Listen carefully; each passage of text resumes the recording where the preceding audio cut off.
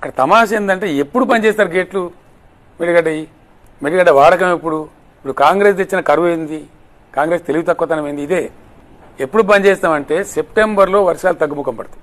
అక్టోబర్లో కూడా 1,00,000 క్యూసెక్ల పైన ఉంటుంది గోదావరిలో ప్రణాళికలు 70,000 80,000 లక్ష. మళ్ళీ ఎక్కడన్నా వర్షం పడితే మళ్ళీ కూడా వస్తూ ఉంటాయి.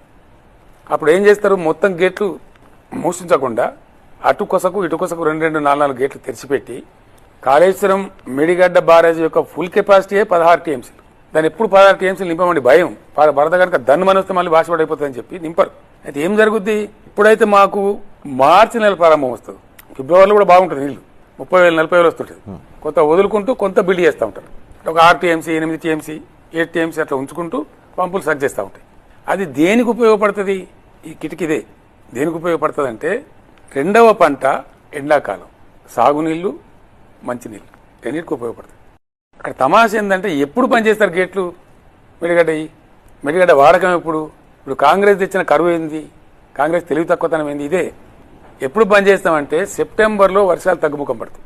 అక్టోబర్లో కూడా 1,00,000 క్యూసెక్ల పైన ఉంటుంది గోదావరిలో ప్రణాళికలు 70,000 80,000 లక్ష. మళ్ళీ ఎక్కడన్నా వర్షం పడితే మళ్ళీ కూడా వస్తూ ఉంటాయి.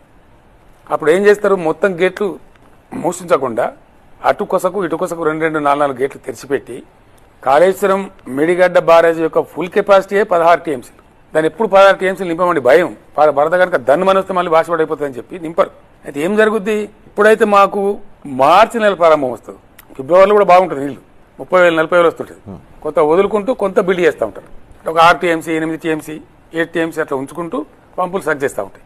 అది దేనికి ఉపయోగపడుతుంది, ఈ కిటికీదే దేనికి ఉపయోగపడుతుంది అంటే రెండవ పంట ఎండాకాలం సాగునీళ్లు మంచినీళ్ళు రెండింటికి ఉపయోగపడుతుంది.